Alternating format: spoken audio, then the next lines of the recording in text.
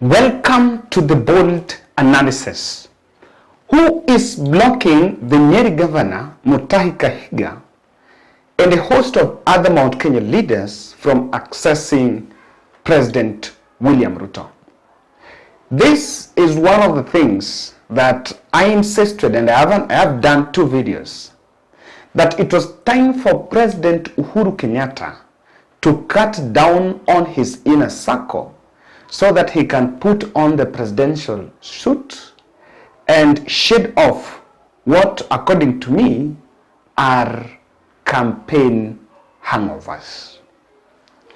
This is coming after the governor, while addressing the group, the mourners, at the burial of Rigathi Gachagua's brother in Madeira, where he indirectly sent a message to President William Ruto that there are forces that are hell-bent to block other leaders from accessing him.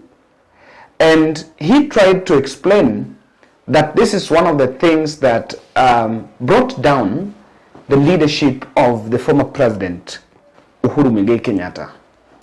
So in a tone that was seen as cautionary, or rather just alerting the president, it seems that there is an elaborate effort to block some leaders, and especially from the Mount Kenya, from accessing the president. And this, to me, I think I insisted that President William Ruto was exposed. Before we look at these details and what exactly could be the motive of blocking some leaders from accessing the president, I want to still take a moment and introduce this amazing website for you. One of the most difficult things is matching service providers to potential clients. And searching for these services online, people have decided to consume services online. Now on this end, Zuri KE, the website that we're seeing there, just search zuri.ke, is a new website and an application that allows you, the service provider, to showcase your service. I am speaking to someone appropriate in tours and travel, the wellness, medical, hiring, cleaning, repairs, renovation and design, computing and clients. So what you need to do, you search, get through their website, zuri.ke.com, and showcase your services. And remember, it is absolutely free. You open an account, and when you access, you'll be in a position to showcase. So visit Zuri KE and feel the new experience in searching for services. Guys, back to the business. Why do you think this is a possibility? And I want to narrow myself, and I want to narrow my thoughts to the local area where this statement came from. It was not deliberate that the sitting governor of Nyeri was talking about this in an event that was attended by President, the Rigathi Gachagua, his handlers, and many other people within the UDA, or rather within President Ruto's portfolio. He was communicating something.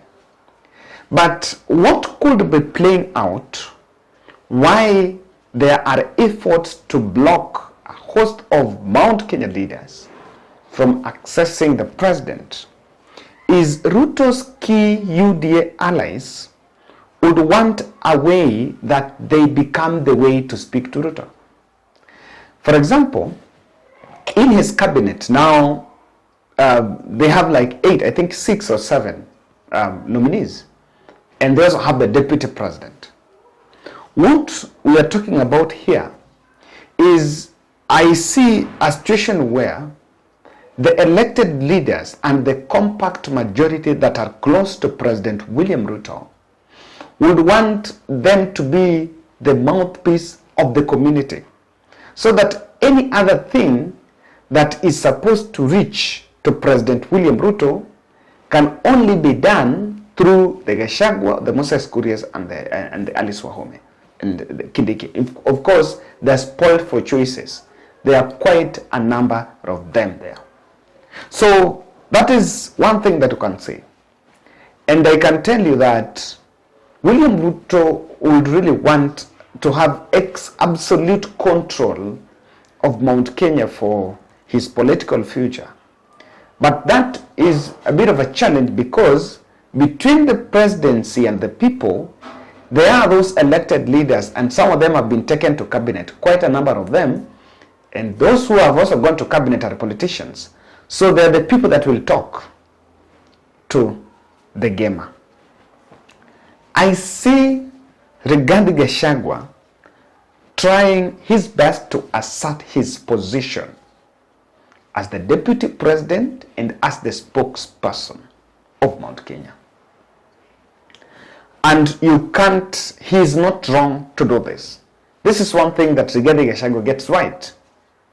That this leadership, if you want to be that kingpin, it's not going to be given. It has to be, you have to take it. So he's just trying to create that leverage, so that when there are things that will be done, the development projects that will be done that are benefiting Mount Kenya, what are we most likely going to see? We are going to see a situation where Rigathi Gachagua will take absolute credit that this and this happened because of me. So a situation where the governor of Nyeri or governor of another county interacts and crafts ideas and projects implementation plans directly with the office of the president would easily isolate Rigathi Gachagua. And I have realized one thing, that even though there are a lot of discussions on the conduct of Rigathi and his position and all that, but he's very strategic. If you just watch his recent interviews, Rigathi was just a victim of political characterization, and because of also the way he conducted himself during the campaign. But again, behind the scene, he is a fighter. And for him, he's the kind of person that you cannot mess with. In fact, someone was making a joke that he might have told Ruto to go and tell the press his roles when he was naming the cabinet. And you know, these governors, and majority of them have cases. And there is a lot of corruption. In fact, at the height of the last general election, many governors were saying that they did not want to associate with William Ruto because they wanted to associate strongly with Azimio, because if you will be seen working with Ruto, then the cases will be activated. Now that President William Ruto, who the saying was the reason of the intimidation, is in the seat, could it also be the corruption sanity chain is what is causing this? One of the reasons, there are two reasons why a governor will reach out to the president. It's either for development, or number two, it's for immunity. Immunity either from your county assemblies, either from the DCI, from the corruption dragnets. There are two things: development, county assembly, which is on the legislative role, and also the national government corruption dragnets. So this would be it. And I think someone is just trying to make sure that I keep in charge. One of the reasons why that is, and I think it is right. If president, and one of the reasons why she said that President Uhuru must just reduce the circle. The more you become friendly with people, people will start asking for favors. And some of those favors are big favors, where someone has robbed the county millions and is telling you that kindly to find here, I'll support you, I'll inject this, and this will keep on playing out. And it's something that will not work for the better of his government. Reducing proximity to the office of the president might also be a deliberate move by William Ruto to avoid confrontation with small promises. I want to explain the issue of the small promises. I want to believe the woman who was wailing at Rigathi Gachagua's brother burial was talking about 400,000. Quoting such a figure at such a critical time is not just for the sake of it. I want to believe there could be prayer engagement. Remember, she was coming there as a hustler in full yellow regalia. And there are many promises. The church, there are churches that were promised, leave alone church leaders. There are churches that were promised things. There are teachers, there are youth groups in the villages, in the counties. There are different quarters of people that were promised some very small things. The people were promised jobs. Campaign for me at this level, I'll give you that job. And all these people are seeking audience with the president.